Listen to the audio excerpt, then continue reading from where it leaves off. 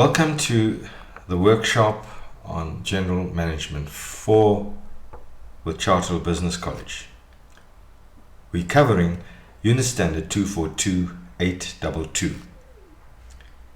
which is about employing a systematic approach to achieving objectives.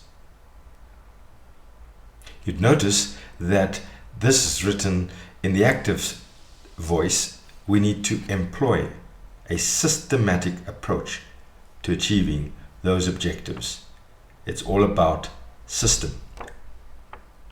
The acronym, I have an acronym for system, SYSTEM, standing for Save Yourself Time, Energy and Money. So management is a continuous and dynamic process that obtains and organizes all the resources available in order to achieve certain goals. Managers and employees need to work closely together to develop these plans and formulate objectives. They have to structure the tasks in a sensible way. They have to perform within the organized structure whilst considering who's in charge and being able to motivate each other. And that's the role and function of a manager. And the manager needs to communicate clearly and develop and act accordingly to set performance standards. Now, that is an excerpt out of a book by Johan Stradom, Principles of Business Management. The first pillar of good management is planning. A guy by the name of Tariq Sadiq has said, if you fail to plan, you are planning to fail. Here are the 4 pillars of good management, and they flow from planning to organizing, from organizing to leading, and from leading to controlling. And then when you get to that stage again, or at any point in the process, if we are assessing controlling, we would go back to planning, and then that cycle would flow again. So mastery of these core activities will determine your success as a manager. Planning is the first management function, and all other functions follow on and assist in the implementation of that plan. Planning can be described, according to Stradom again, as deciding in advance what to do, how to do it, and when to do it, and who is supposed to do it. So managers need to have a set of skills so that they can think about the big picture. How does this plan fit into the whole organization, the organization's mission and vision? Because we're all striving towards one common purpose. The manager needs to have the skills to communicate the vision and motivate the individuals and manage that change. The manager also needs to have some technical skills to understand the processes involved for that specific job, to be able to evaluate, are more human resources needed? Can the job be done quicker by the same individual?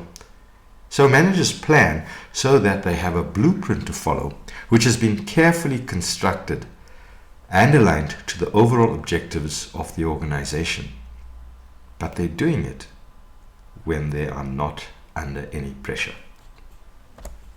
Dwight Eisenhower, past president of the US, said, "In preparing for battle, I have always found that plans are useless, but planning is indispensable."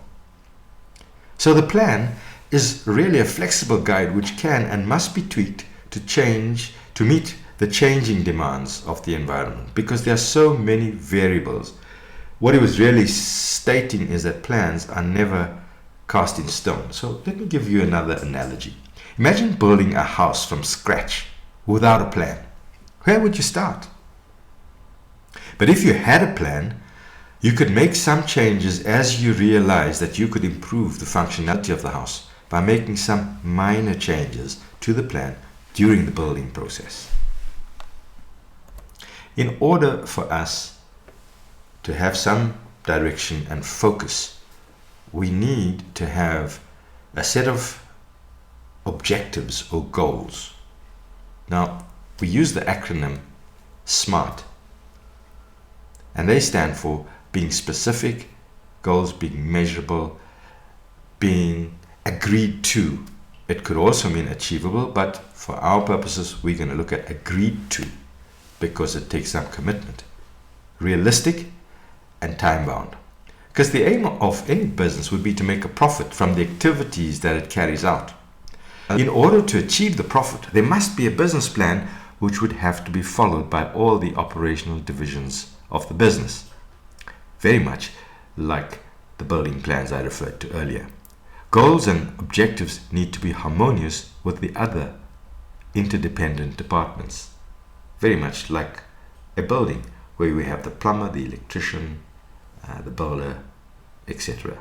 If goals are not quantifiable, they are not controllable, and therefore we have in our SMART goals the idea of being measurable. What are your goals and objectives? Or are you working by default, or are you working by design?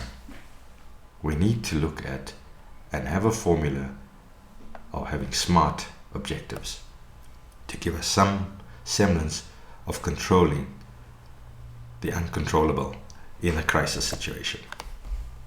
As a business or a department, you can set measurable milestones, goals and objectives in the area of accountability, for costs, which would mean that you either meet or lower the budgeted costs set, the quantity, meet or exceed the production target set, the quality, maintain or exceed the expectation of the client, and with regards to Avis, you have that slogan, we go that much further. It gives you focus.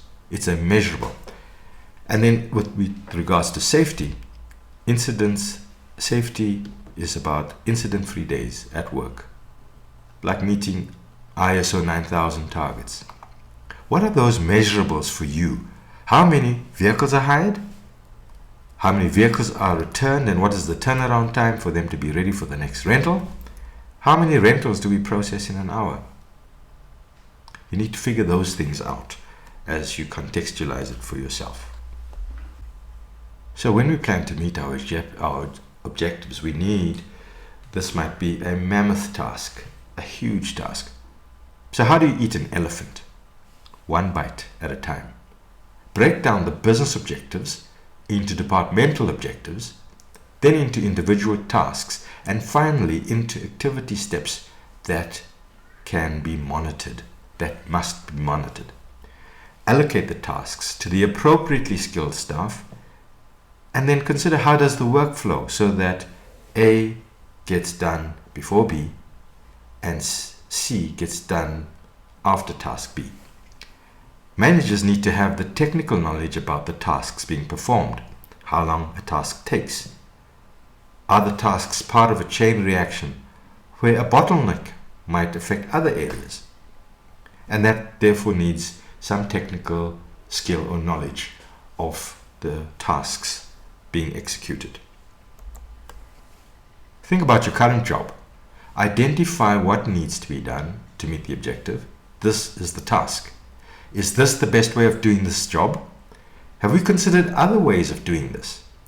Have we involved the people doing the job for their input and experiences as to how this job can be improved? How will the task be done? Do we need a team to execute the task, or can an individual do it? Have we got the human resources, sufficient capable people? Have we got a system of clear milestones to flag when we are falling behind so that we can invoke plan B or whatever contingency plan we have? Have we assessed all the risks associated with not meeting the deadline? What will be the implications, costs, the reputation of the company, or future business? Who is the best person for the job? Who needs to be supported so they can grow? Good managers are also good delegators, because when you delegate, you free yourself up to do more important tasks. But delegation is not abdication. You cannot delegate accountability. In our planning, we have a blueprint for success. To use the analogy of architectural drawings, The building contractor has his set of plans. The electrical contractor has his set of plans. The plumbing contractor has his set of plans. And the project manager has all the plans so that he can coordinate the execution of the whole project. He has his assistants, and he could use some management tool like a Gantt chart. This would highlight activities happening simultaneously in graphic form to highlight bottlenecks and prevent a crisis before it happens. Each manager organizing the task, prioritizing the task, making sure that the horse is in front of the cart. Each manager is then leading his team, making optimum use of the resources available, human and financial, keeping the morale, and supporting and encouraging. With the best plan in place and the organizational structure and highly motivated staff, we need to monitor so that at the end we don't want to find we have climbed the ladder but it's leaning on the wrong wall. So this leads us to consider the last pillar of good management, controlling. This is where it all comes together. Comparing, evaluating against the plan what is actually happening on the ground. NASA, when they send the space shuttle into space, their computers are constantly recalibrating the flight path so that the shuttle stays on track to reach its target. The changes are minor, but if left unchecked, the shuttle will be off course by miles. So too is the role of the managers and subordinates in constant communication, consistently evaluating and making adjustments to the plan, tweaking and fine-tuning the actions to ensure that everyone reaches their objective. Should we change the goal given the new circumstances? Do we need more time? Has the new challenge indicated that the staff are out of their depth and need new skills or training? Do we have a mismatch of the skills or underestimated the volume of work and need to reallocate tasks or spread the load?